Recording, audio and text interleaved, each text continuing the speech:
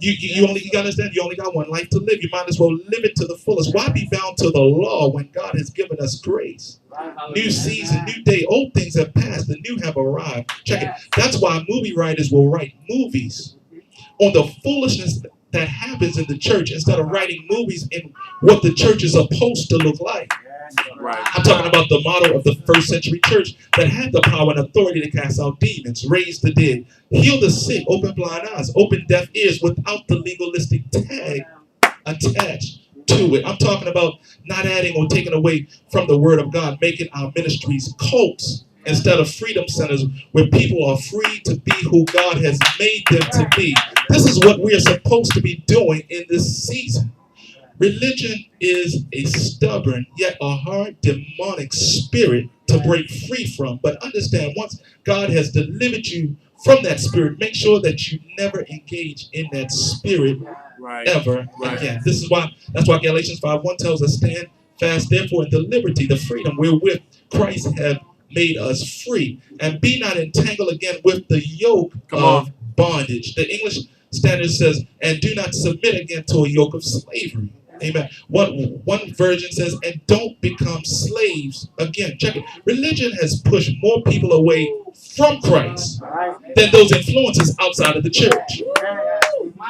This spirit has pushed more people away from Christ than it drew people to Christ. That's deep. And if the truth be told, the church has done a horrible job in making Christ's name known in the earth because we're more concerned about our denominational creeds and doctrinal statements rather than lead people to an intimate relationship with God. My God. Religion is a legalistic approach to manipulate and to con people into doing what we want them to do instead of doing what God has called us to do. Come on. Religion will cause one to bypass Revelations 22:18-19, where God warns us about not adding or taking away from his word.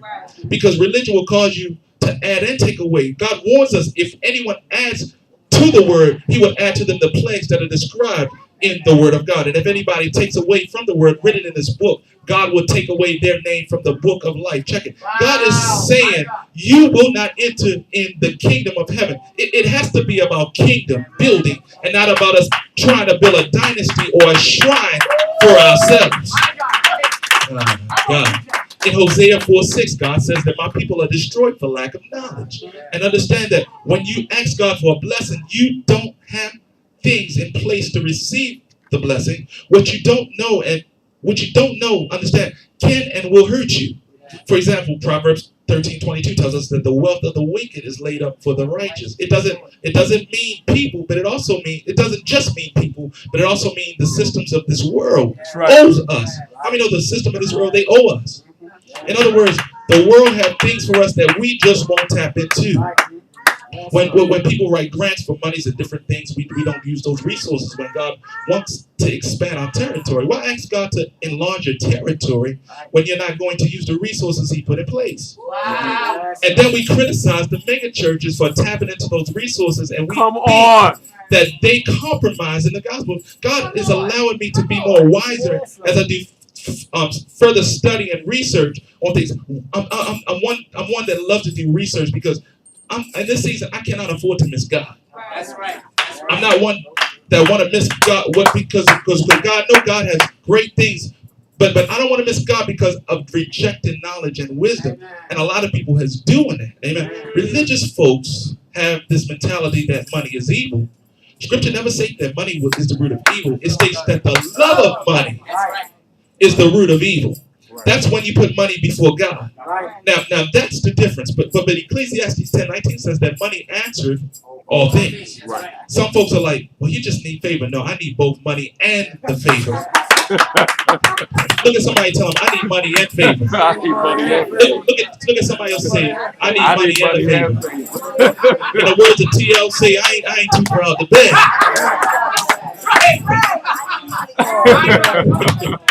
Religion causes one to live in fear. When in fact 2 Timothy 1:7 tells us, for God has not given us the spirit of fear, the spirit of being timid or afraid, but of power, authority, and of love, to love and care for one another, to be there for one another, support one another, and of a sound mind, to have a clear conscience. And understand, you cannot have a sound mind living in fear. Fear will rob you of your peace, your purpose, because you will always think, did I make the right moves? Will people talk about me?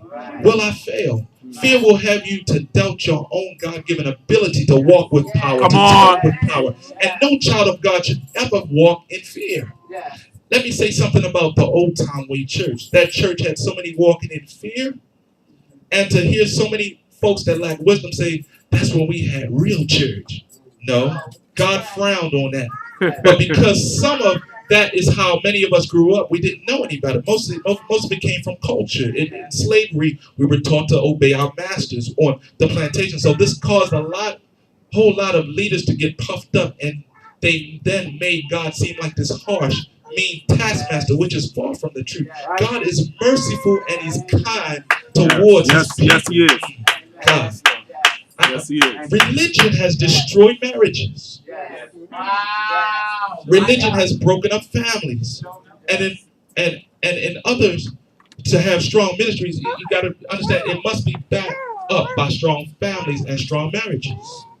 Religion will cause one to think that church services come before family, when in fact we need to really focus more on spending quality time with our family and spouse. We shouldn't have to hear nonsense like, well, they should already know that they married a pastor or a minister. No. Their first ministry duties begin with family. We can only give you the gospel, and if you don't take heed, that's on you. We can only pray for you, and that's it. I told people, look, my phone will not be ringing off the hook because of hard-headed folks. I'm serious. I'm serious. You don't want to obey the word of God? You don't want to come to church when we have service? And then, you call my house, me and my wife having a good time, phone ringing? No. No. Don't call me.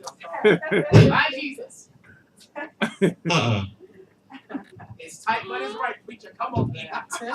The religious motto of the church is no better than the Roman Catholic Church in the 1500s, the days of the reformer Martin Luther, the era of Catholicism. They could not handle change. And God used Martin Luther to write the 95 Theses that protested against the Catholic idea that you had to pray to Mary, the Mother of God, when no scripture teaches us that any of the foundational apostles ever prayed the prayer, Hail Mary, Mother of God. For one, God doesn't have a mother. He's God. Right. I know that's right. There's no account in the Bible or any of the canon writings that Hail Mary was the motto of the Apostles' Prayer. So the same God that revealed truth to this reformer, God is trying to reveal truth to us, but many are against change.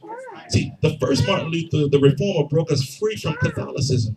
But the second Martin Luther, which is us, will tear down the walls of religion and tradition as we know it and bring the church back to the foundation of where it was during the first century era, back to the same foundation that the foundational apostles set things in order by the power of the Holy Ghost, restoring the fivefold ministry gifts where miracle signs and wonders will happen, where worldwide revival will happen and usher in the coming of Christ to rapture His church. That's right. Amen. Religion will have one to think that the very thing that God is asking for is of the devil. That's why I have a problem with folks hollering holiness is right and don't even have a real biblical clue what holiness really is.